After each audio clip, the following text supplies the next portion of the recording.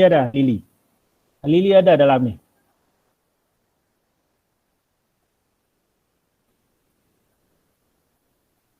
Lili.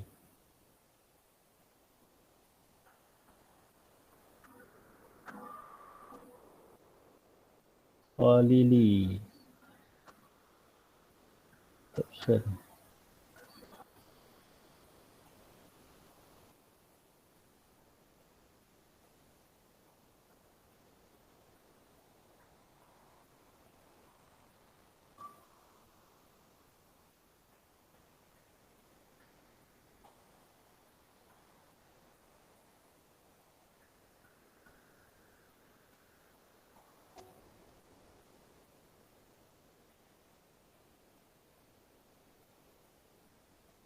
Okey, alhamdulillah. Semua ada dalam ni. 15 orang, 15 orang.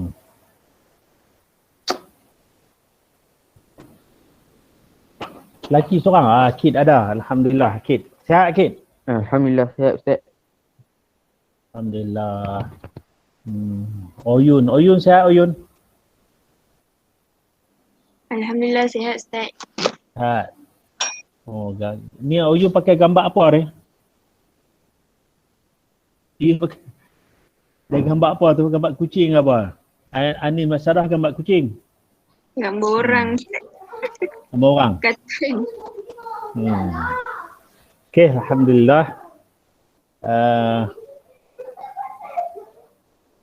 Kita ni siapa? Mawadah. Okey, Mawadah sedia. Okey. Saya nak ambil masa dalam Allahumma salli ala Muhammad. Dalam berapa minit je? Dalam 40 minit kalau habis. Kaitan dengan nak bincang dengan hadis dirayah. Kemudian kita akan buat latihan lah. Dan juga saya nak pesan untuk buat nota lah. Saja buat nota sendiri. Kaitan dengan tajuk yang kita belajar tu. Okey. Alia. Akid, Ridha, Ani Masyarah, Najwa Husna. Gambar beruang Najwa Husna ni. You Ustaz. Ya, Najwa. Dia saya. Okey. Gambar beruang kan? Tak Ustaz, tu gambar panda. Gambar panda. Saya suka panda. Okey. Yasmin. Okey. Dah Ustaz. tidur ke apa? Standby lah. Tak ada, saya tak tidur. Tak tidur? Okey, saya nak share berkaitan dengan tajuk tu. Hadis dirayah. Yasmin tak mandi. Dia ke Rabiatul? Rabiatul lapar. Sikit-sikit makan lah. Makan sikit-sikit sudah. Mana Ustaz, Okay, saya nampak? diet tau. Rabiatul lapar. Alhamdulillah.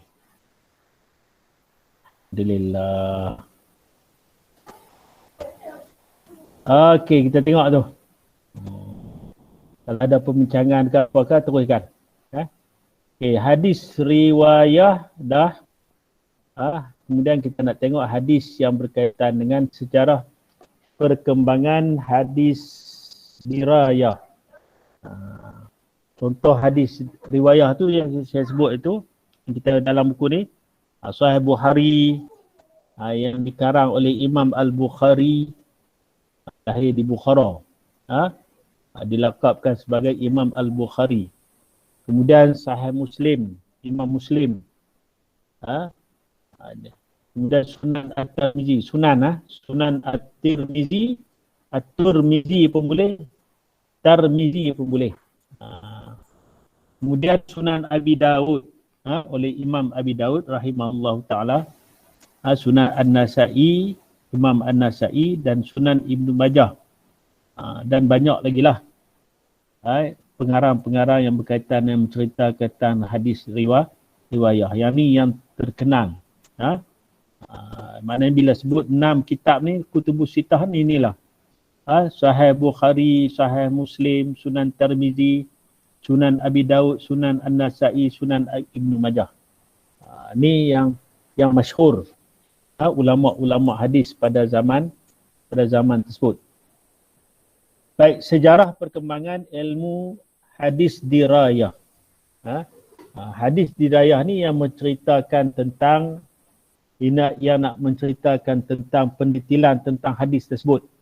Untuk mengetahui status nak mengetahui status hadis tersebut, sama ada hadis itu boleh diterima ke ataupun hadis itu tidak boleh diterima, ada kecatatan. Inilah pokok yang dibicarakan dalam hadis dirayah. Baik, zaman Rasulullah bagaimana perkembangan ini berlaku? Begitu juga zaman sahabat, kita berangkum dengan sekali. Semasa hayat Rasulullah SAW, hadis dirayah diterima secara langsung daripada baginda sallallahu alaihi wasallam.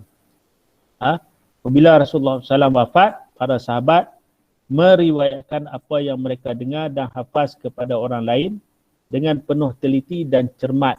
Maknanya mereka dirayah, maknanya dalam berlaku dalam zaman Rasulullah juga. Maknanya hadis ni disampaikan terus daripada Nabi, kemudian dapat pada sahabat, kemudian sahabat dengan sampaikan kepada yang lain dengan penuh cermat dan penuh teliti, sebab bimbang, dikuatiri takut disebut sebagai mendustai Rasulullah sallallahu alaihi wasallam.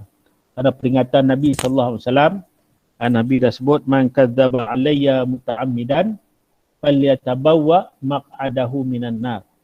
Maka Nabi sebut, siapa yang mendustakan aku dengan sengaja, maka setiap sedialah tempat duduknya di api, dalam api neraka. Maknanya menceritakan tu para sahabat tu menceritakan hadis yang diriwayatkan oleh Nabi itu dengan penuh teliti. Tidak sedikit pun ada tokok tambah begitu. Penggunaan ilmu ini mula pada zaman para sahabat. Seiring dengan perkembangan hadis riwayah, dan ia berlaku secara tidak formal. Di zaman Rasulullah ni, zaman sahabat ni, sebab mereka ni orang yang rapat dengan Rasulullah SAW. Jadi dia buat ilmu ini dibuat secara tidak formal. Berlaku segitu, santai begitu je.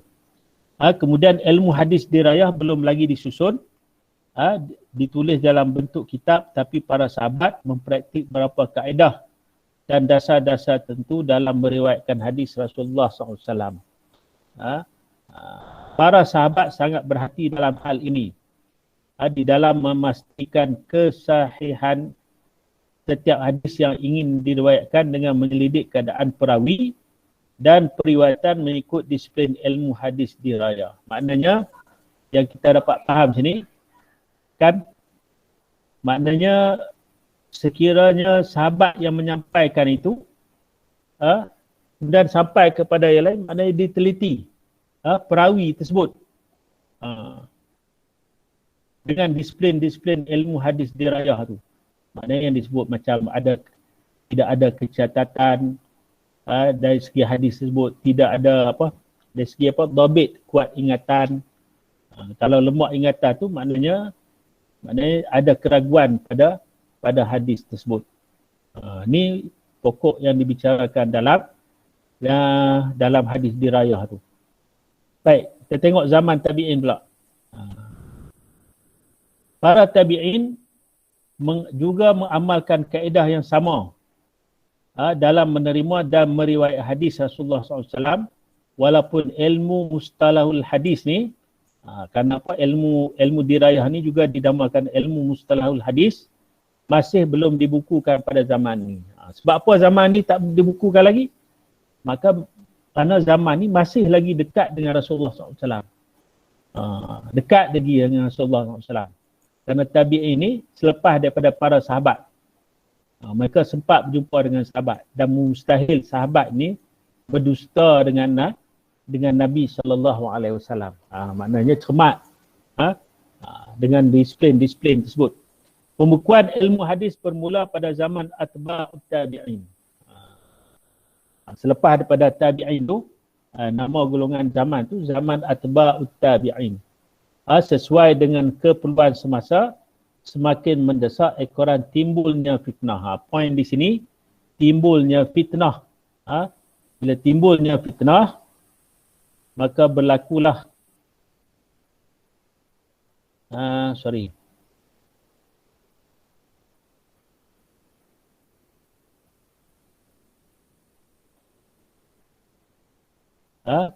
maka berlakulah ilmu ini secara formal dalam kalangan umat Islam yang dipelopori oleh kumpulan Syiah dan As-Sabaiyah yang cuba memalsukan hadis Rasulullah sallallahu alaihi wasallam. Sabaiyah ni merujuk kepada salah satu daripada pengikut Abdullah bin Sabah. Mereka ni di antara punca yang mencetuskan zaman fitnah. Zaman fitnah.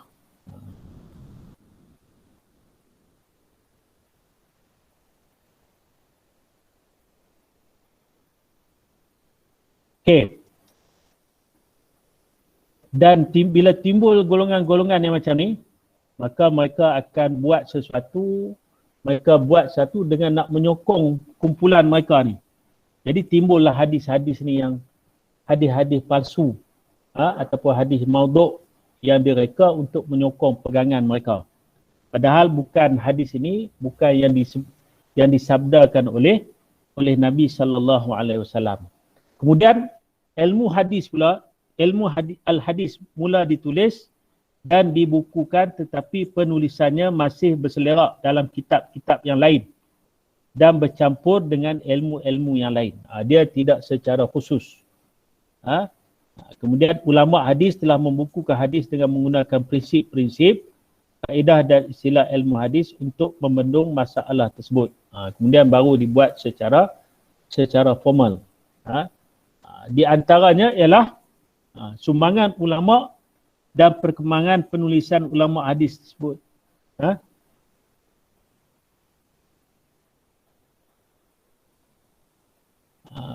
Sumbangan ulama dan perkembangan penulisan ilmu hadis adalah seperti berikut. Di antaranya Imam Asy-Syafi'i, pengasas mazhab Syafi'i, yang mana kita pegang ni, yang mana kita di Malaysia ni berpegang dengan mazhab Syafi'i. Wafat pada tahun 204 Hijrah. Maknanya dekat lagi dengan Rasulullah, maknanya kurun yang kedua. Pengarang pertama menulis ilmu usulul hadis. Maknanya dibuat secara khusus. Nama kitabnya Ar-Risalah dan Al-Um pada kurun ketiga Hijrah. Pada kurun ketiga Hijrah. Kurun ketiga. Kemudian yang keduanya, ulama hadis ni, Al-Qadi Abu Muhammad Hasan Ibnu Abdul Rahman Ibnu Al-Khalad Ar-Ramahurmuzi. Ulama yang mula mengarang secara khusus yang membahaskan ilmu hadis dirayah. Ulama pertama yang menulis bidang ini secara berasingan. Maknanya dia asing.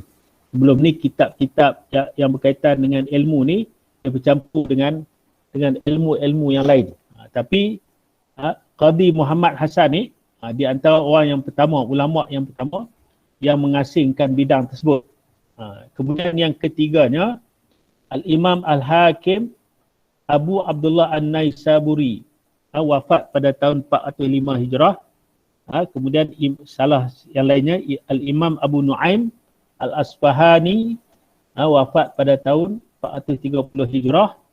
Kemudian Al-Imam Al-Khatib Abu Bakar Al-Baghdadi, wafat pada tahun 463 Hijrah. Dan Al-Imam Ibn Salah, yang kemudian wafat pada tahun 642 Hijrah. Maknanya berkesinambungan. Ulama-ulama yang nak berusaha untuk memelihara hadis ini. Sekumpulan ulama yang membahaskan perkara yang telah menjadi subjek penulisan dalam kitab Ulumul Hadis.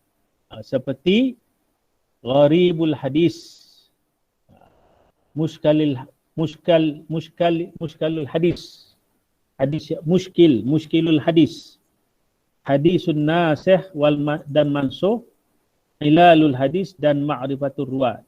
Ni kitab-kitab hadis ni, di antaranya inilah nama-nama kitab: Gharibul Hadis, Muskilul Hadis, Hadis Nasih dan Mansukh, Ilalul Hadis dan Ma'rifatul Ruwat. Ini pokok bicara yang dibicarakan dalam ulumul hadis, hadis dirayah ni. Kita tengok tu. Bidang ilmu dirayah dari segi sanad dan rawi. Maknanya dirayah ni dia bincang tentang sanad. Sanad ni apa? Rabi Atul? Sanad ni apa? Tidur dah apa? Sanad ni perawi. Sanad ni rangkaian ke Ustaz? Rangkaian. Rangkaian perawi. Rangkaian perawi. Okey. Dan rawi. Rawi ni apa? Yang orang yang meriwayatkan tersebut. Maknanya hadis dirayah ni bicara tentang orang yang meriwayatkan hadis. Kemudian rangkaian hadis tersebut bermula daripada Rasulullah SAW, kemudian terus kepada sahabat, kemudian sahabat terus kepada tabi'in, dan tabi'in kepada atba'ut tabi'in. Maknanya berturutan, ada silsilahnya bersambung. Ini pokok yang dibicarakan. Okey, salah satu daripada bidang tersebut yang membicarakan tentang dari segi sanad dan rawi ni, nama kitab tersebut Al-Jarhu wa Ta'dil. Al-Jarhu wa Ta'dil, ilmu yang mengkaji para perawi dari segi aspek keadilan, kekuatan hafazan mereka dan sebagainya yang menentukan kedudukan hadis ini yang mereka riwayatkan ini. Okey, maknanya ilmu ni dia bicara tentang apa? Keadilan. Keadilan ni dari segi apa? Akhlak lah. Sifat perawi tersebut tak pernah berbohong ataupun yang pernah berbohong. Sebab tu diceritakan dalam Imam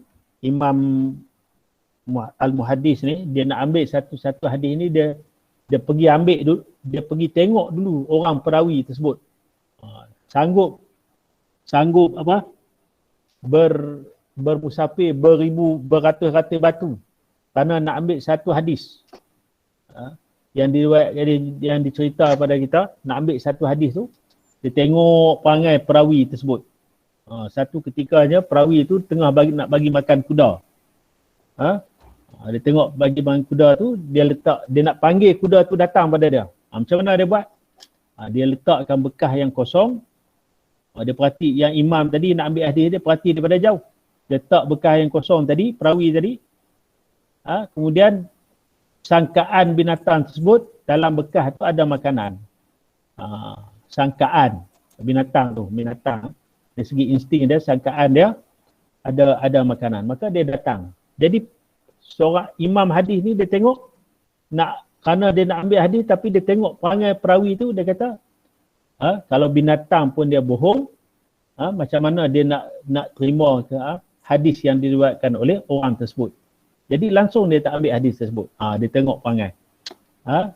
Ini dibicara tentang dari segi keadilan, kemudian dari segi dhabit, kekuatan hafazan ni disebut sebagai dhabit. Dhabit.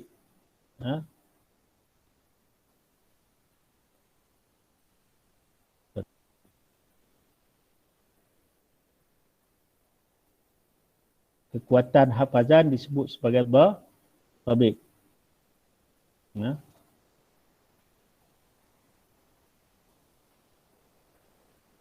Siapa ada berhenti ni?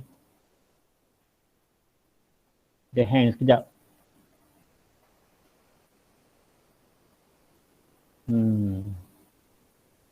Ustaz, saya ada soalan. Ya, silakan.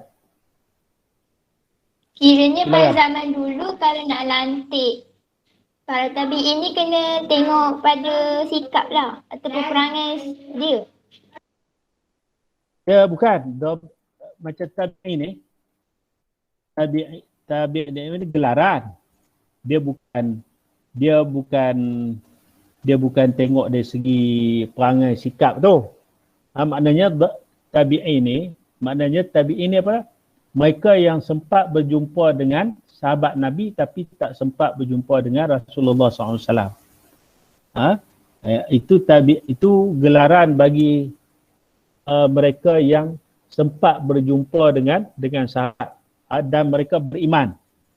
Sahabat pula jumpa dengan Rasulullah. Kan? Sahabat berjumpa dengan Rasulullah dan beriman. Ada orang yang zaman Rasulullah jumpa dengan Rasulullah iman, tak dikira sebagai sahabat. Okey. Kekuatan hafazah itu disebut sebagai dhabit. Jadi tabi'in tadi dia bukan kira dari segi ikut dari segi. Cuma yang ni dari segi riwayat hadis ni, yang ni dia tengok. Dia tengok tabi'in ni kuat ingatan ataupun tidak kuat ingatan. Golongan ni. Itu begitu. Dia bicara tentang perawi. Okey.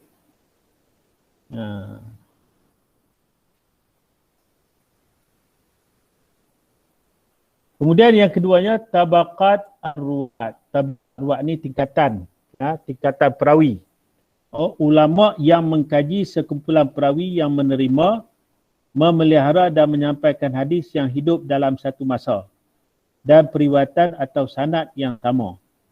Maknanya dia bincang tentang perawi lah. Sekumpulan perawi tu. Sama ada hidup dalam satu masa ataupun bincang dengan atas sanad yang sama. Hadis itu disampaikan oleh Nabi tapi dua orang tu menyampaikan hadis Nabi sallallahu alaihi wasallam. Yang ni bincang pasal hal perawi ni. Tentang perawi ni. Kemudian yang ketiganya rijalul hadis. Ilmu yang mengkaji tentang perawi dari pelbagai aspek. Bertujuan untuk mendedahkan latar belakang sama ada diterima ataupun ditolak hadis tersebut. Ni cerita maknanya ini hadis yang diambil ini nak cerita tentang perangai perawi itu macam mana perangai mereka. Begitu. Tarikh arwat. Ilmu yang mengkaji tarikh kelahiran dan kematian perawi dan punca pengambilan hadis tersebut. Yang ni yang disebut kata tadi ilmu dirayah yang membincangkan tentang sanad dan rawi. Maknanya perawi. Okey, ada soalan? Ada soalan tak? Kemudian yang kedua, yang seterusnya, sikit lagi. Bidang hadis dirayah dari segi matan. Tadi dari segi rawi, sanad. Silsilahnya bersambung. Kita tengok saya nak bagi tunjuk berkaitan dengan satu buku. Kita tutup ini dulu. Kita tutup dia dulu.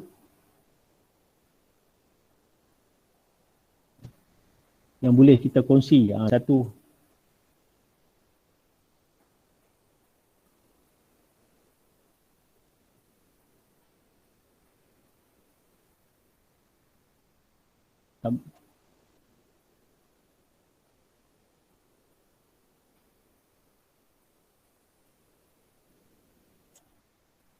Tak nampak?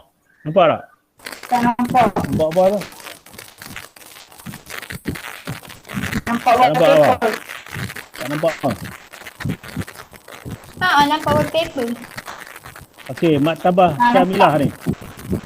Nampak Maktabah Syamilah? Okey. Nampak. Maktabah Syamilah ni satu program yang dalam ni banyak kitab-kitab yang dikarang oleh ramai penulis cendekiawan Islam. Dalam ni banyak kitab hadis kan.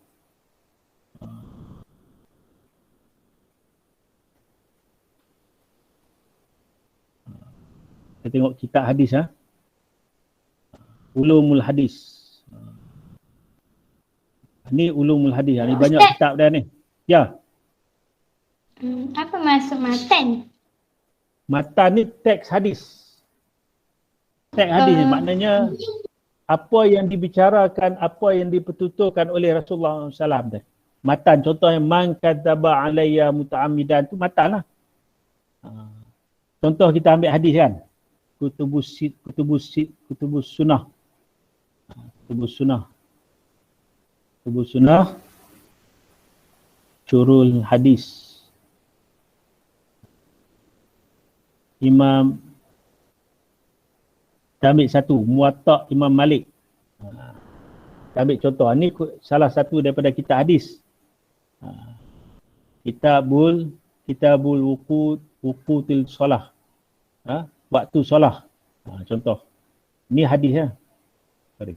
Mana hadis? Ni contoh. Nampak tu? Qala haddatsani Yahya bin Yahya Al-Laythi an Malik. Ni bukan sahabat ni. Ni perawi ni. Haddatsani Yahya bin Yahya Al-Laythi an Malik bin Anas an Ibnu Syihab anna Umar bin Abdul Aziz akhara as-salata yawman fadakhala alaihi Urwatu bin Zubair wa akhbarahu anna al-Mughirah bin Syu'bah akhara as-salah yawman wa huwa bil Kufah. Fadakhala alaihi Abu Mas'ud al-Ansari faqala ma hadha ya Mughirah alaysa qad alimta anna Jibril nazala fasalla Rasulullah sallallahu alaihi wasallam. Ni nak cerita tentang makna hadis ni diriwayatkan oleh makna ada susunan dia, susunan perawi dia tu. Contoh lagi. Qala Urwah walaqad haddatsani Aisyah zaujun Nabi sallallahu alaihi wasallam anna Rasulullah sallallahu tusalli al-'asr wa syamsu fi hujratiha qabla an tazhara. Maknanya waktu tentang cerita waktu solat asar. Ini matan ni. Ni matan. Ni sebut matan. Yang kata perawi ni haddatsani Aisyah qala Urwah, ni matan. Sampai kepada Rasulullah sallallahu alaihi wasallam. Banyak lagi kalau kita nak bincang tu. Baik.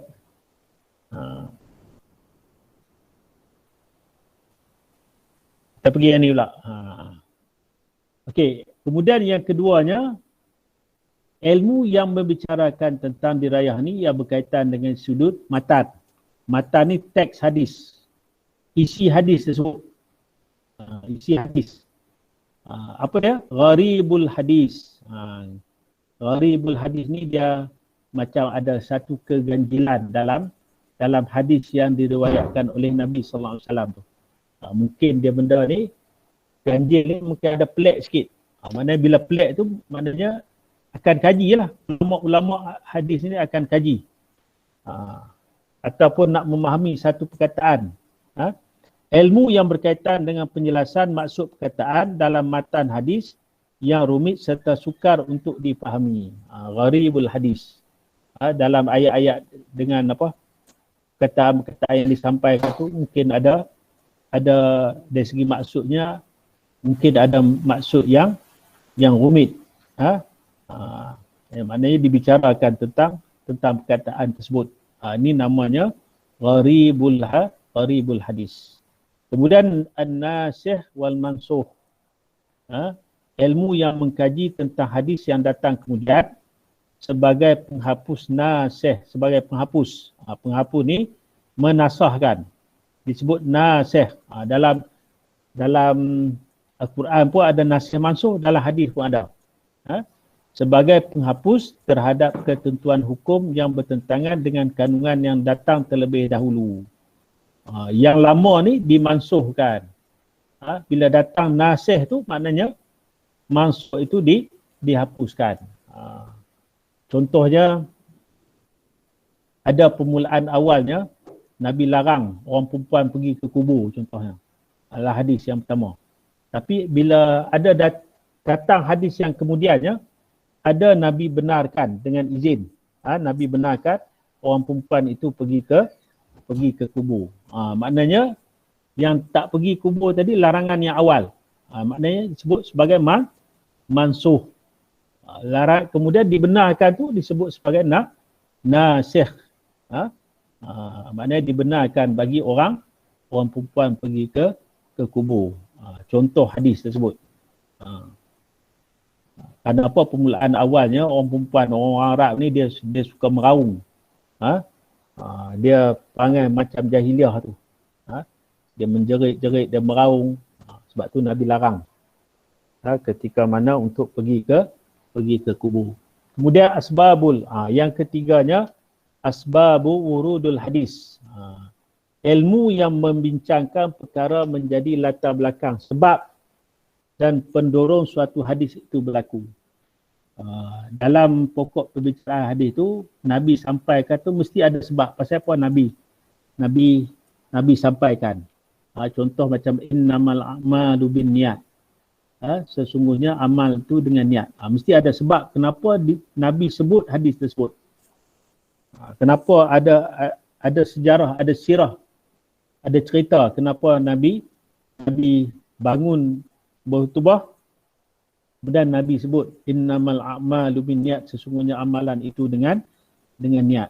Kerana ada kisah di mana disebut sebagai Ummu Qais tu, ada seorang lelaki datang berhijrah bersama dengan Rasulullah SAW, tapi orang cerita dia berhijrah tu bukan kerana Rasulullah, tapi tujuan dia pergi berhijrah itu kerana dia ikut perempuan yang dia nak kahwini tersebut.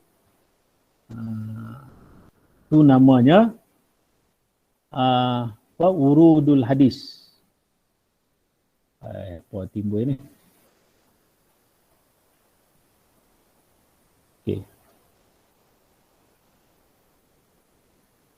Okey. Kemudian mukhtalaful hadis. Mukhtalaful hadis ni ilmu yang membincangkan percanggahan antara dua hadis pada maknanya yang zahir. Satu daripadanya menetapkan suatu hukum, manakala yang satu lagi menafikan. Maknanya dalam mukhtalaf hadis ni dia bincang tentang ada dua hadis ni yang bercanggah. Bila bercanggah ni mereka perlu selidik. Para ulama lah yang mengkaji tersebut. Kemudiannya yang ketiga, yang berkaitan dengan ilmu hadis dirayah dari segi sanad dan matan. Dia bicara dua sekali, sanad dan matan. Nama satu kitab ni ataupun ilmu ni ilalul hadis, ilmu yang mengkaji sebab kecacatan. Ilal ni cacat. Kecacatan yang tersembunyi yang menggugat kesahihan sesuatu hadis. Contohnya kurang babit, kurang ingatan, ataupun orang ni fasik. Golongan ni, orang yang meriwayatkan hadis ni golongan dia, orang yang fasik. Maka dia ada kecacatan dari segi mungkin ada sebab cacat dari segi matan. Ni dibicarakan dalam ilalul hadis. Kemudian yang seterusnya ilmu yang disebut sebagai takhrijul hadis. Ilmu yang mengkaji sumber asal dan status suatu hadis melalui cara tertentu. Takhrijul hadis ni nak keluarkan hadis. Kita nak tengok dalam hadis ni, bila kita tengok ni kita cari lah. Kita cari hadis ni kategori apa? Hadis hasan ataupun hadis sahih. Begitu. Jadi kita pun cari dalam takhrijul hadis. Dia akan jumpa kitab ni ada dalam Sahih Bukhari ke ataupun Sahih Muslim ke. Ni sebut ilmu takhrijul hadis. Ini kalau kita ambil dalam ilmu pengajian Quran dan Sunnah ni, dia akan kaji ni. Akan mengaji ilmu yang berkaitan dengan ni. Baik, ada soalan? Ada soalan? Ada soalan?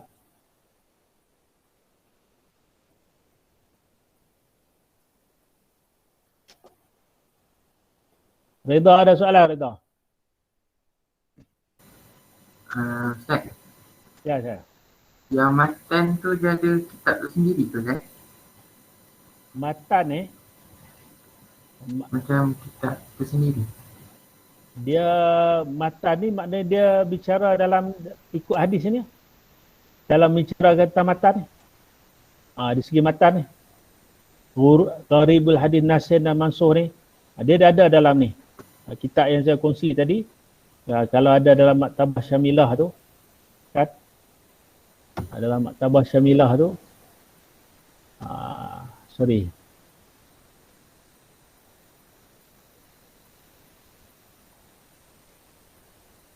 Saya tutup dulu. Allah, tutup dah.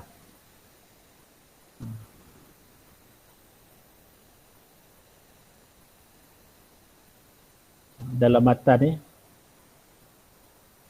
Oh, itu semua matan ni Ustaz yang Ustaz tunjuk. Yang tadi tunjuk tadi matan. Takhrij ni. Takhrij. Syurudul hadis ni takhrij.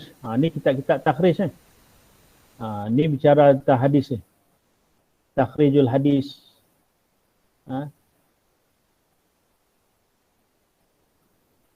Ni dikarang oleh Al-Muallif ni Jamaluddin Abu Muhammad Abdullah bin Yusuf. Ni kalau kita mengkaji secara khusus. Yang kita nak kaji ni secara kita nak faham ya dulu.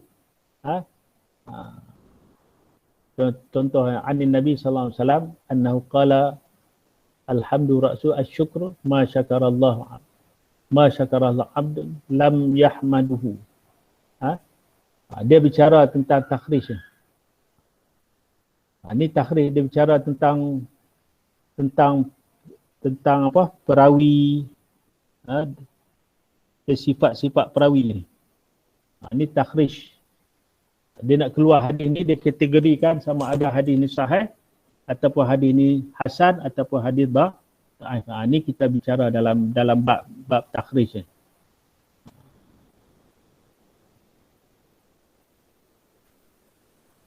Mengkaji sumber asal. Kita nak tengok dalam ni ada dalam kitab mana. Kalau dalam Sahih Al-Bukhari, maknanya Sahih Bukhari ni banyak kumpul kitab-kitab hadis-hadis yang sahih. Sebab tu nama Sahih Al-Bukhari. Kerana dia dah usaha dia tu ambil hadis tu, kemudian dia bukan terus masuk. Dia munajat pada Allah Ta'ala dulu, kemudian baru dia masukkan hadis tu, dapat petunjuk daripada Allah Ta'ala, maka dia baru masuk dalam buku, dalam kitab dia yang ditulis tu, sehingga dinamakan kitab Sahih Al-Bukhari. Gitu. Wallahu a'lam.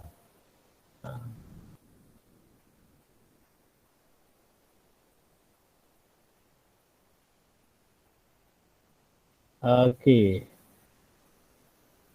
Kepentingan mempelajari ilmu hadis riwayah dan dirayah. Hari ini timbul kan, macam yang saya cerita itu, berkaitan dengan hadis Nabi itu, dan timbul yang payung pemerintah tu sebagai payung lindungan Allah dalam hadis Nabi itu.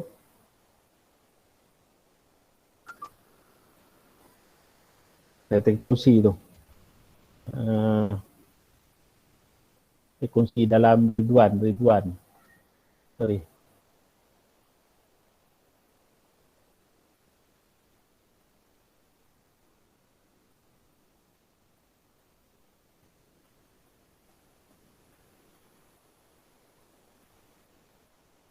Share.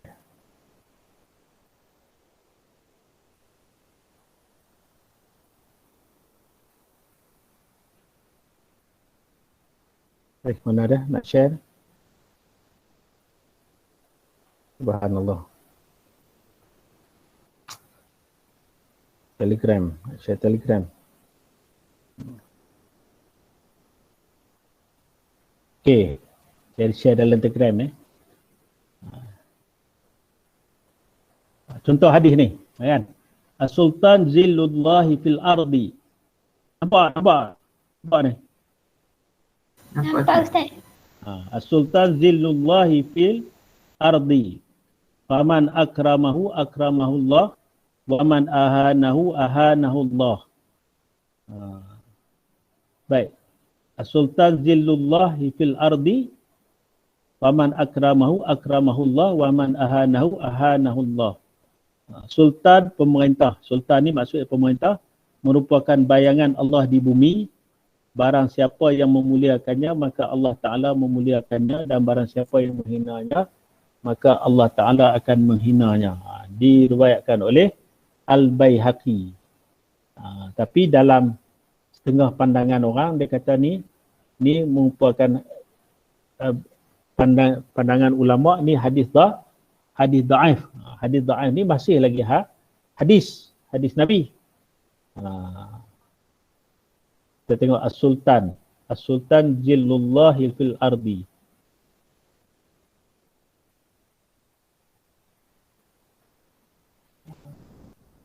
Kita tengok hadis ni, kategori hadis ni ya. As-Sultan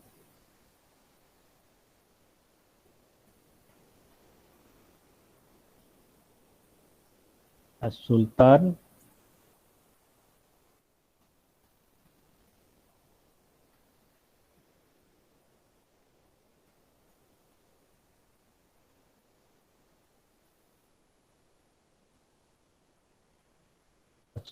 To.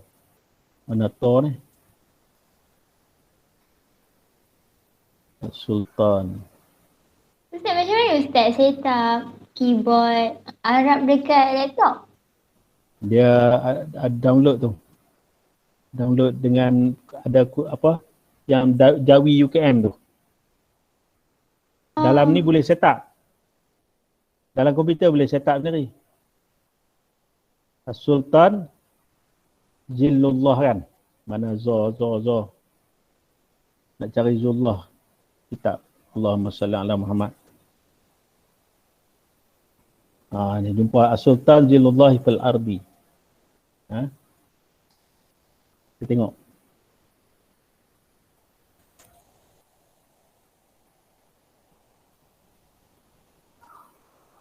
Okey.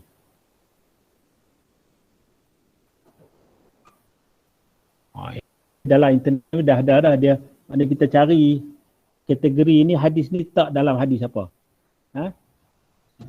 Allah. Dia punya tulisan dia pelik sikit. Payah nak baca.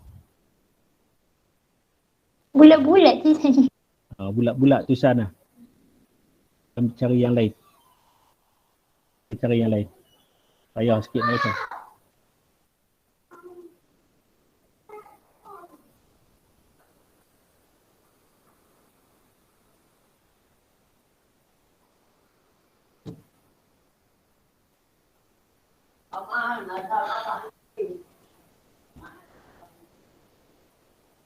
Dalam ni dia nak tahqiq hadis tadi. Ni tahqiq hadis. Hadis yang kita cari tadi kan.